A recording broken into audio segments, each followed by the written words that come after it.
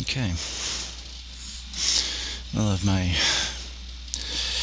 appropriately inappropriate gaming headset that I've been told sounds like garbage online, so I use it now for these videos. It does have a decent microphone to it. Just hoping it doesn't pick up every snap, crackle, and pop in the air. Now, it's been a minute since I've done a video. Usually is. And, yeah, I've been back and forth with my feelings about losing Mr. Sterling. And I, I don't. I'm getting close to um, being able to personally resolve that one. And that's kind of the biggest thing for me right now is feeling like I have control. Because after losing a leg, you want to be well ahead of any intervening thoughts. Not just to protect yourself mentally, emotionally, physically from the circumstances of the day influencing your whole life in a very negative way. You want to be a step ahead, especially if, like me, you're, I won't say struggling, but endeavoring with sobriety. And after Sterling died, I mused, I guess, to my sister that I don't want a drink, but it wasn't lost on me that after losing Sterling, it was one of those scenarios where if I had fallen off the wagon, nobody would have really blamed me. And even thinking about that part of it makes me worry because I'm constantly questioning whether or not the intrusive thoughts are some subconscious way to get the thoughts and cravings and all the stuff that I have been thankfully ahead of. It's a way for them to creep in. You know, you have to stay ahead of it, right? And I haven't been feeling like I'm ahead of it since Sterling died. I've been feeling like I'm, um, to borrow a phrase from Corpse Bride, caught in the tide. I'm, I have no control over where I'm going. And I could be heading towards a healthier place, or I could be heading towards a mental breakdown or an emotional breakdown. And I wouldn't know because I'm not in control. There's a destination unknown for this little journey I'm on. But with every,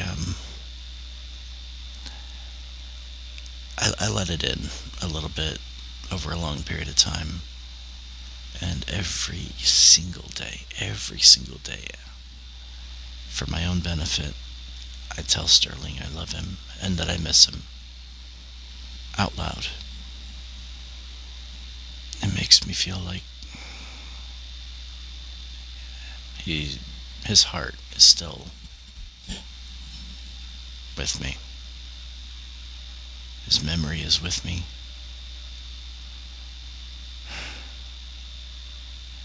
And last week was kind of rough. I I would be alone in my room and stop what I'm doing in order to shed a few tears because those feelings just creep in without warning. And then I feel bad for a very isolated but um, intense period of time. And then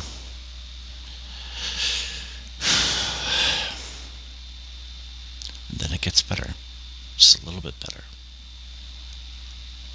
But I'm gonna love him forever, and I'm gonna miss him forever.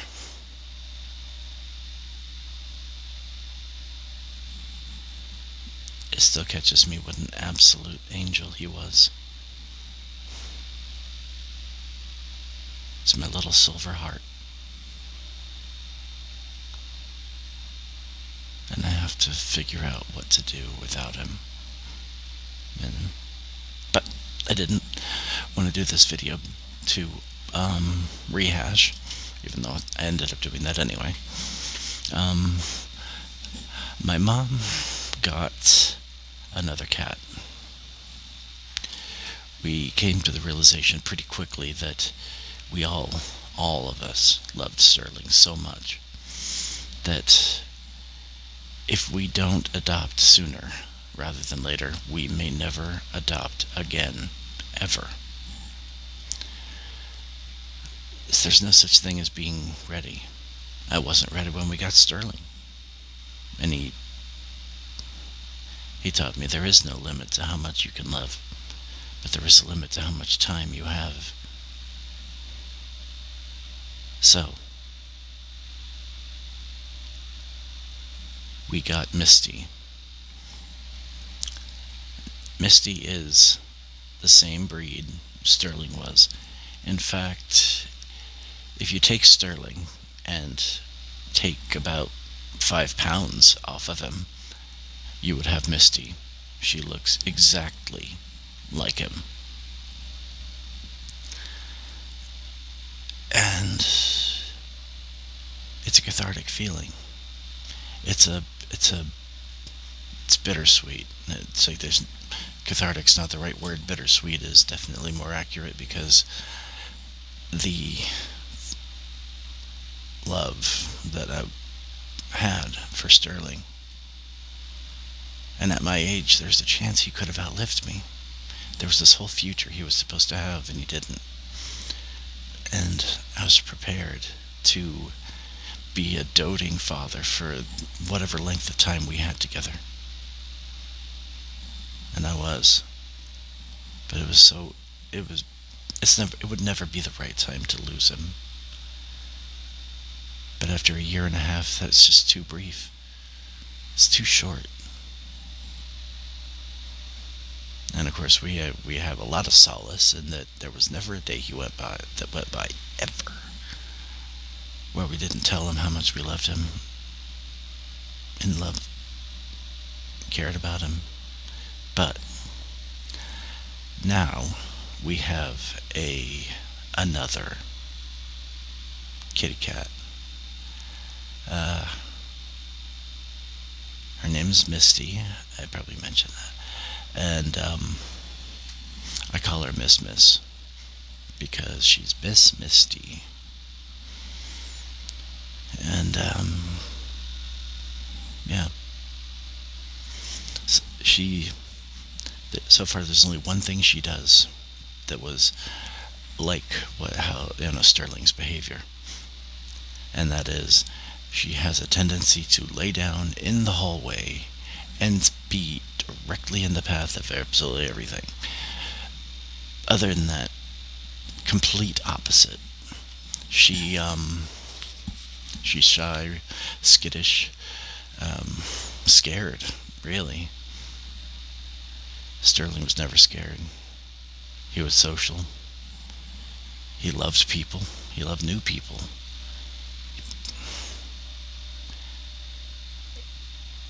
Misty hasn't even gotten close enough for anyone to pet her yet. And we are in day 3 right now. It's just good to have all this protective, doting, caring feelings, and actually have Miss around for those feelings to have a destination. Otherwise, we're just holding on to it, and it's keeping losing Sterling painful. So, win, lose, or draw with this cat loving us back. And the pathology of getting a cat that looks exactly like Sterling did. Us notwithstanding.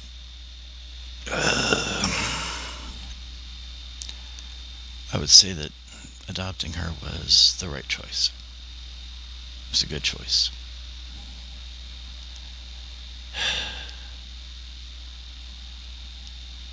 And I don't know if it's good or bad, but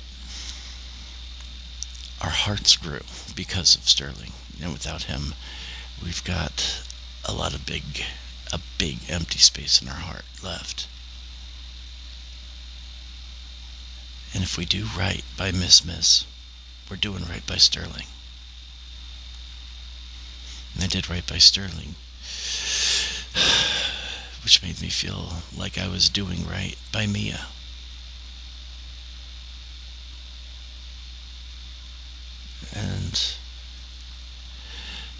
And now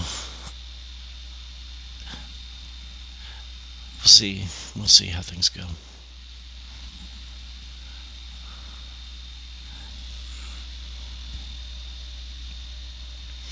I originally wanted to call her Cece, just because I wanted something like that, like BB or GG or CC. I'll settle for Miss. And I just hope she gets used to hearing it. She's already locked eyes with me. She's given me the slow blink. She just will not come near us. So, full speed ahead. Now, what else is going on? I am back to hoarding a little bit. I've done some online shopping, even though there's nothing to shop for. It's like there's a few experiments or necessities I do shop for. The problem is that a bunch of other things that are not necessities or experiments come along for the ride. Case in point.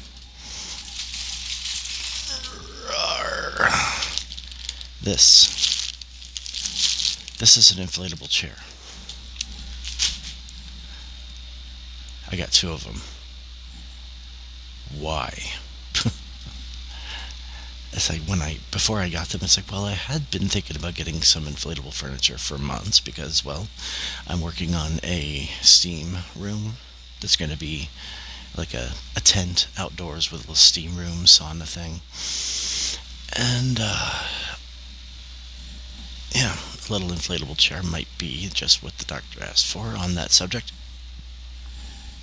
But I got 2 of them. I don't know what happens in my mind when I do this to myself.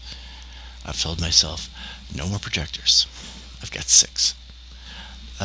No more Alexa Echoes, because I've got 1, 2, 3, 4.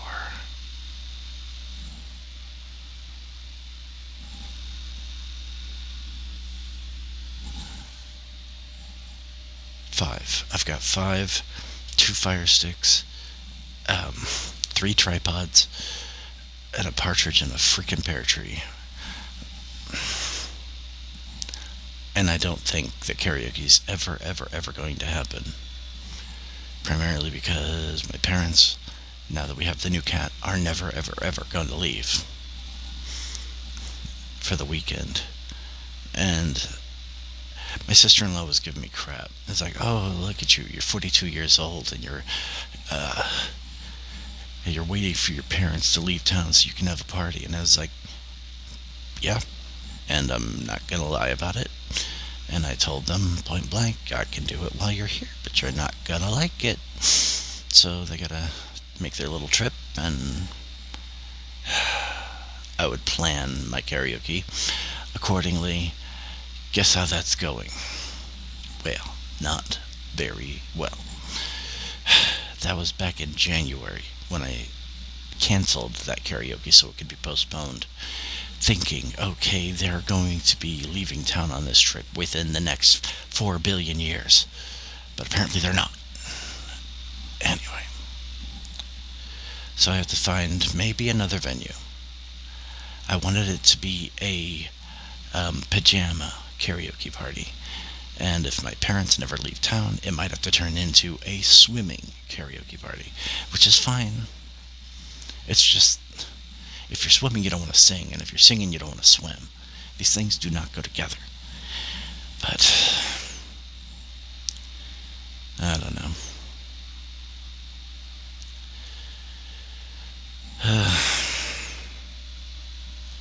What else is going on? I progressed on some of my projects that were hoarding the place up.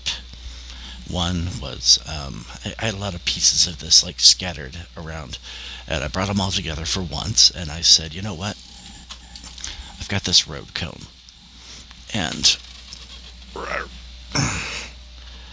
I was going to use it as a what's that called? It's like keep it as a thing to hold the shape of my swim leg. Well, I ended up using the actual road cone as the swim leg itself. That's not what I intended. And I got this shiny carbon fiber vinyl on stretched all over it. I've got the flipper with the extra wings on it. And there's the flipper stuff on the opposite side as well. I'm going to get stainless steel nuts and bolts to hold this together because testing last year, turns out hot glue just doesn't want to hold together with a lot of movement. I'm going to cut up the side here so that this will have like a U shape at the top and the bottom. And that's where I will use the JB Weld or an epoxy resin adhesive to permanently adhere the, we'll call it the torso of the fin with the actual fin of the fin. And, yep, so that one is progressing. And, I'm still struggling to read my one book about minimalist living, getting to that minimalist environment, getting rid of things left and right. I'm actually pretty encouraged by that. There's a lot of simplification happening, but some of those old hoarding tendencies kick in. Like, I saw on Facebook Marketplace that there was a set of surround sound speakers that were Bose brand for $40, and I had them shipped from it was like one city away type thing. And yeah, I got those speakers. They're better than the flat panel ones that I had in my room. But they're not as attractive. So I'm thinking on that one. Because I'm thinking I have a set of speakers up here by the theater and another set of speakers back behind me where the projector actually is. So it'll be on the front of me, behind me, and thanks to the car subwoofer that I have adhered to the bottom of the bed underneath me, in theory, it sounds like an immersive theater experience from my bed. But I know me. It was a want and not a need. So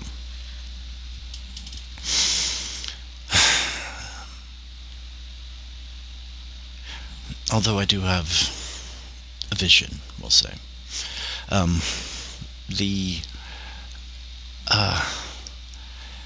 apartment that I've got in my mind, I want to make it so the living room is this immersive theater experience. And that's my goal.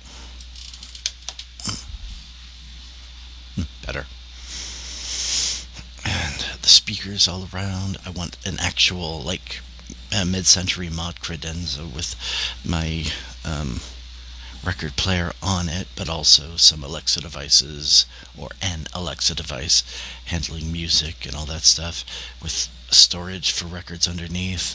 And basically, I just want to come home from a long day's work in the same neighborhood that I work in, so I can maximize my downtime, and that might maximize my uptime, because I'm still suffering from neuropathy on the right side, chronic weakness, and it's resulted in a lot of near misses when it comes to falling down this past week. But what else is going on? And I am looking for an apartment. Not in a gung-ho type of way, not in a I gotta move tomorrow type of way, but in a, can I tour the apartment and see how difficult it is to get around, and if there's a staircase between getting home and being in my home, that I do have to handle a full staircase here, but it's like it's a question of I have to get my mind around what I would have to endure to live in these places. And yeah, in the apartment of my dreams, it would be an older building, exposed brick, modern appliances, a wall, a setup for the kitchen that makes sense. I have seen so many of these apartments where the refrigerator isn't even in the kitchen. It's like it's just adjacent. It's kitchen adjacent, right? And it looks so trashy. And I'm just like, I don't mind a smaller place.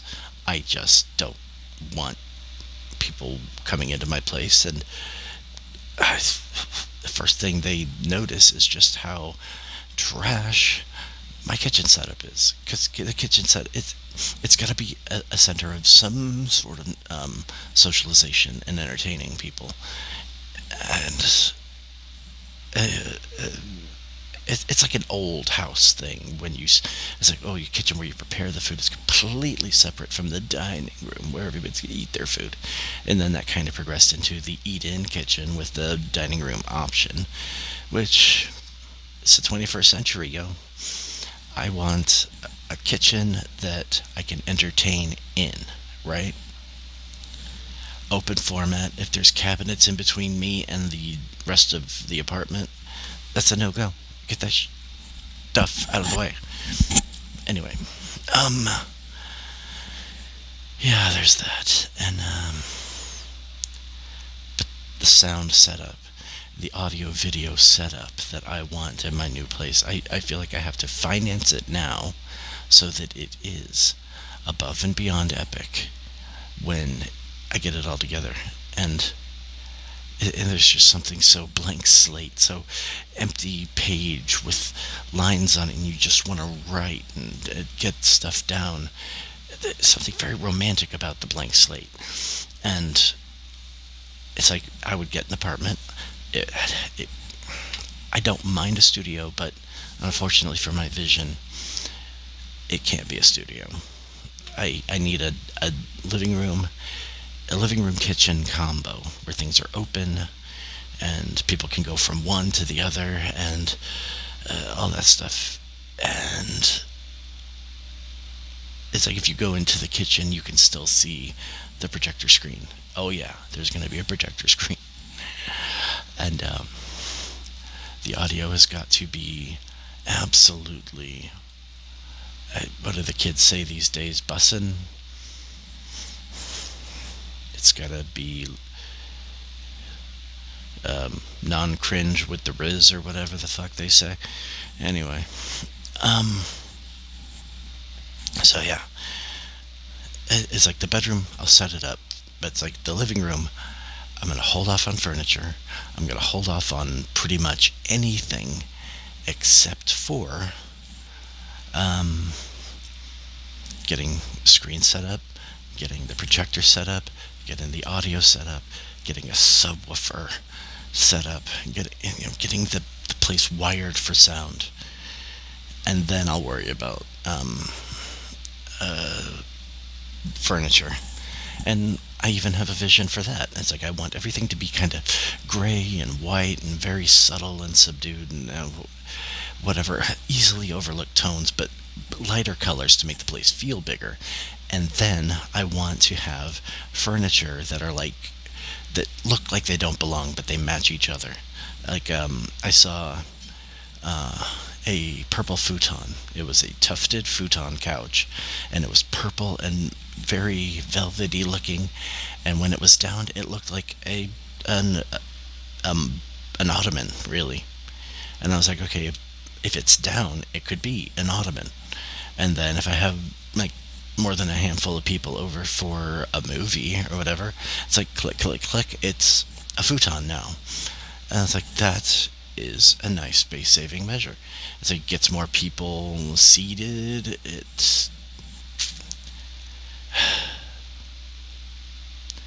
And it would be visually appealing, visually striking. And I wanted it to be bright purple or bright red or bright blue, something that does not match the rest of the apartment, but it's such a conversation piece while you're in it. It's like you almost like, I love this, that, and the other. And it's like, yeah, that's what it's there for, to be loved.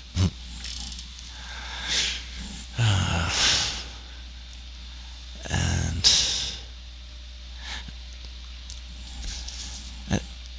and the relationship between the kitchen and the living room, I want it to be the living room is the theater, the kitchen is from the curb appeal of the kitchen.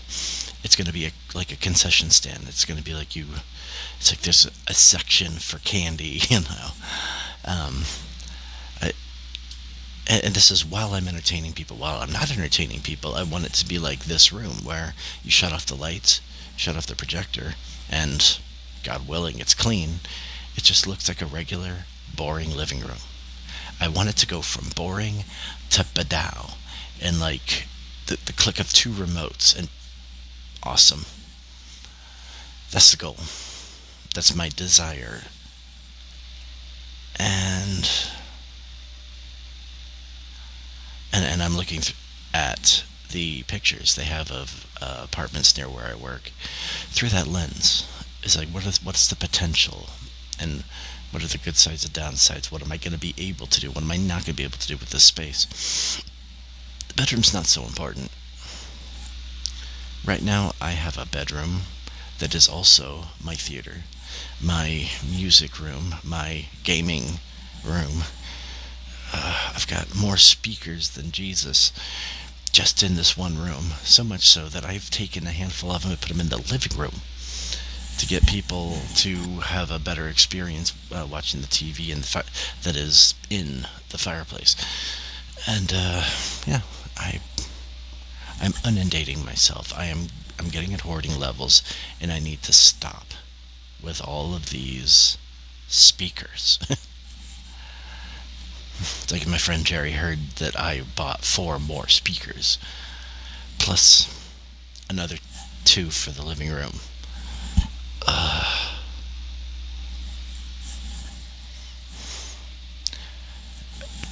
What else have I done? And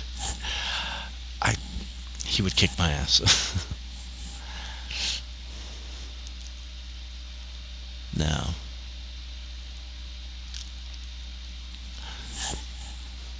what's left to complain about? Oh. Rather important news.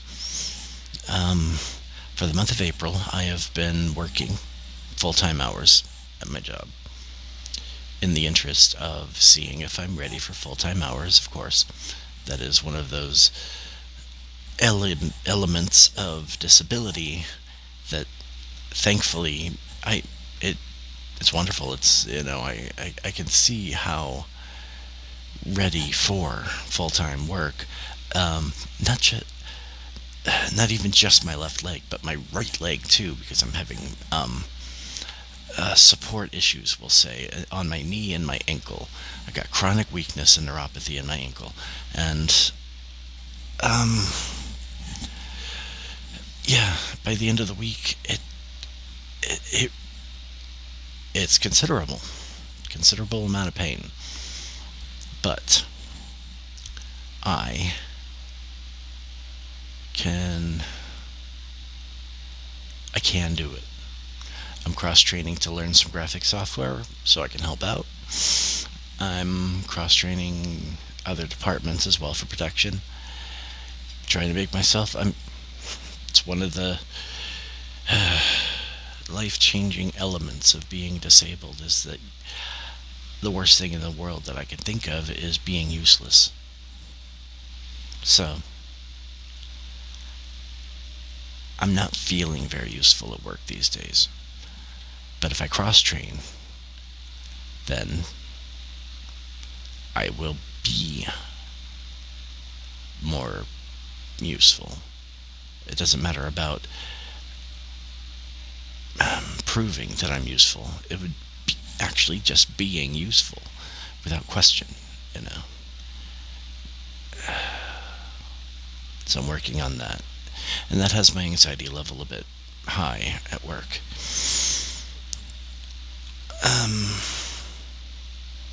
But they did give me the notification that at the beginning of this month, I met a doctor, or at the end of last month. I met with the doctors for the disability situation. They sent me the notification that I am good enough to return to work by their estimation. And that my benefits will be ending in 2 months. I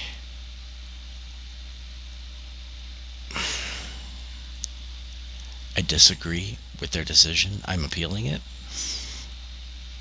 But I just don't know what I would add to the conversation that would change their assessment. So, I am fully prepared for that to be the final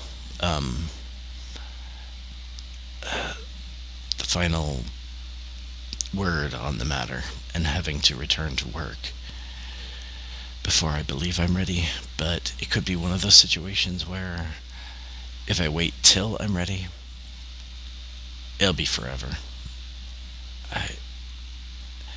That's just a life thing, you know. It's like you never feel completely ready. But there's also the fact that there's a chance I'm not ready. And my weak ankle, if I were to roll it, sprain it, break it, I don't even know if I would feel it. But that's 6 weeks. That is 6 weeks without an income. And I don't know what I would do about it. Once you lose disability, getting it back, from what I hear, is almost impossible. So,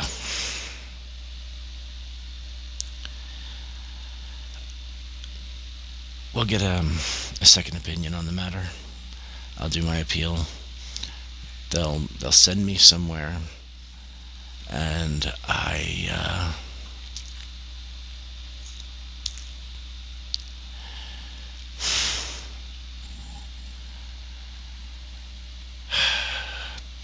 I'm low-key freaking out. I don't believe I'm ready. And I think about all the people that might be more ready than me, but they're staying on disability. You know, no shame, you know, not hating on those people, but on one hand, there's what you can do and what you're capable of doing, what you have the potential to be doing. And then there's, I'm sorry, but I still don't have a leg. It's like I'm missing a leg. You know, it's not coming back. So it seems like there's a very common sense, of course you're still disabled, or a very technical, oh, you're not disabled enough to get off of our books. Bureaucracy. It's It's my best friend. Anyway, so there's that.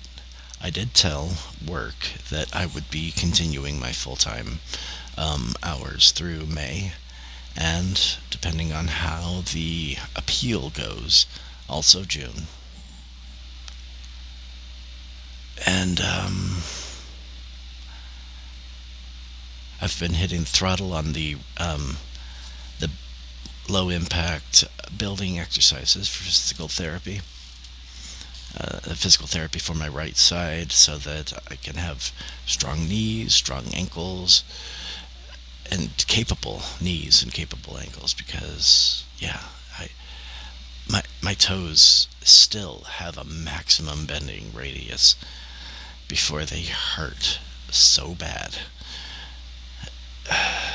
Anyway, no.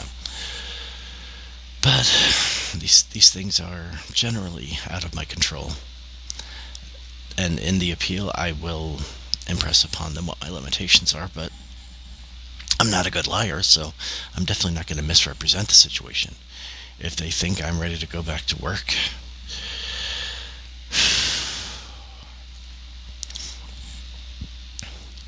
I will express my concerns about being afraid of injuring myself. And I will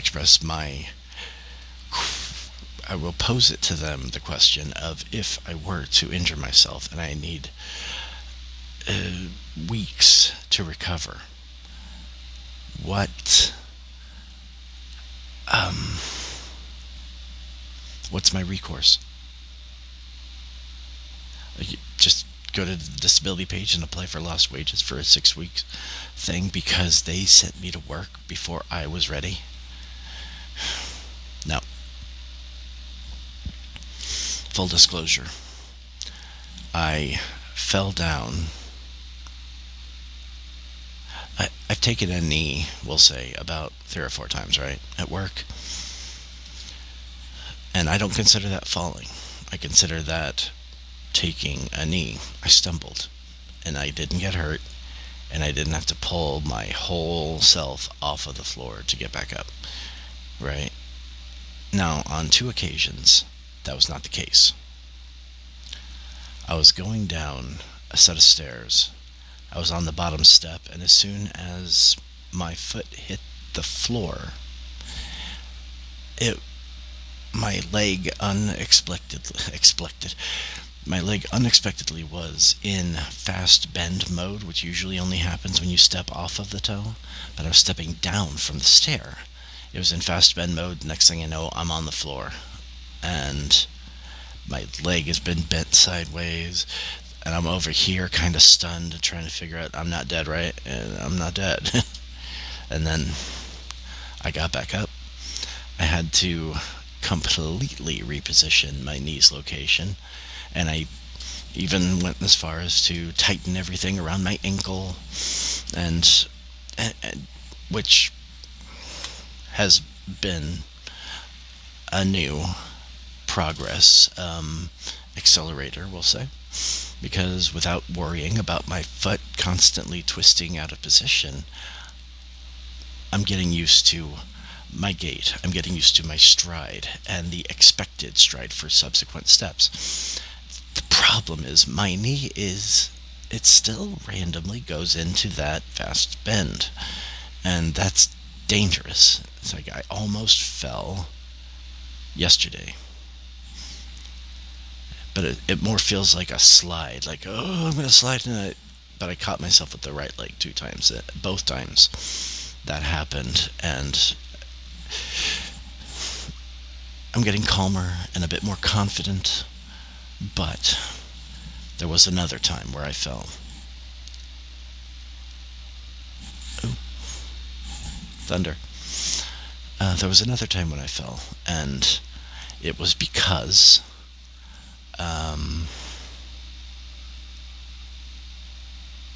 why did that happen? Oh yeah, it was because the Velcro on my liner failed. And the Velcro failed. I was detached. My leg and the liner are kind of, a unit. And then a couple of socks on top of that And then there's the leg. Well, the leg became detached and it became its own free agent, and it took a job on Baton Rouge somewhere. Anyway, but no, I didn't realize that my leg was detached, so I felt it drag, but when I feel it drag, I just lift higher to get it up over its step. I lifted higher, I came out of the leg. We both went down like a sack of potatoes. Hmm. And that was one time I had to pull my entire person off of the floor and stand there, re attach my strap, and then that from that point on, that's when I started doing the instead of relying on Velcro, doing a little ratchet on the outside of my leg. I don't even use the loop that the Velcro came from, just directly out of the port at the bottom of my shell. I've got the strap in here, all wound up, and throughout the day, if it gets loose, it's like click, click, tighten, done. Like, some people said I should patent that, but I'm like, it's already invented. Anyway, but that falling out and coming detached thing, that has not happened again since I started with the ratchet. However, the ratchet is a very unforgiving piece of equipment. The strap itself, I had the ratchet tight, everything was fine. And while I was moving some heavy equipment around, very slowly, and yeah, I tightened it, and suddenly it went very loose again. And I was like, oh no, what happened? It ratcheted up and ripped off the strap itself from the bottom of the liner. And I'm just like standing there, very far away from anything that could help me. And I kind of had to grip my leg, and I could step down. It's stepping up to get where I'm going. I was not in my leg. So I had to kind of use it as a crutch a little bit till I got to my destination, sat down, assessed it, everything, and I replaced the strap. Yeah, and no harm, no foul, and I haven't, never since that happened, I keep extra nylon straps with me at all times. So, if it ever happens again, I just put a new strap on it. A-okay. Yeah. But those were the only incidences at work where I've had a problem. But as isolated as those situations were, I did fall down.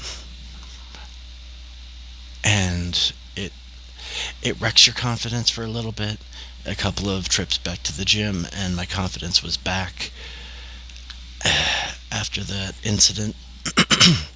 And I felt like I was making progress again, upward momentum. But this past month, ever since we lost Sterling, I haven't been able to bring myself to go back to the gym. Because when you go to the gym, you have your music, which is great, but you also have your thoughts that you're working through, your inner monologue. I can't imagine having the wherewithal, the patience, anything for a workout or for my mental well-being during my workout with him on my mind.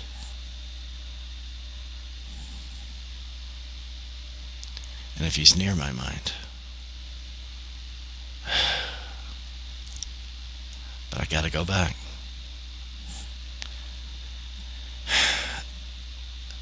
Worst case scenario, I go back, I start thinking about him, I can't focus on anything else. And that's a fine way to turn a 20-minute workout into what feels like an hour. And it would really disillusion me and make me never want to come back. But if I never go back anyway, because I'm afraid that's going to happen, it's the same freaking situation. Best case scenario, while I'm working out, I've got endorphins and everything flowing.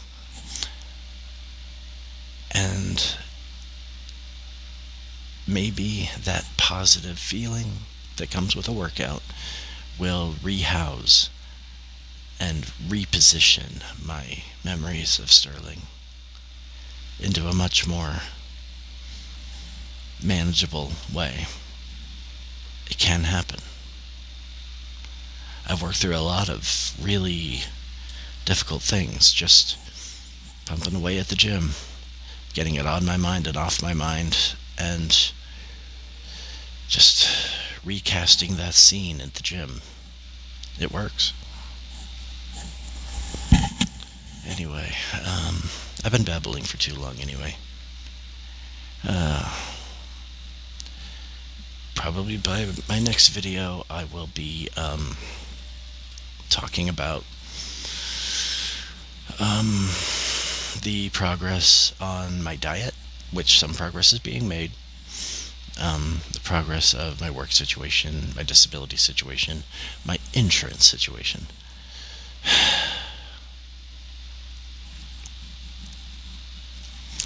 I'm looking forward to it.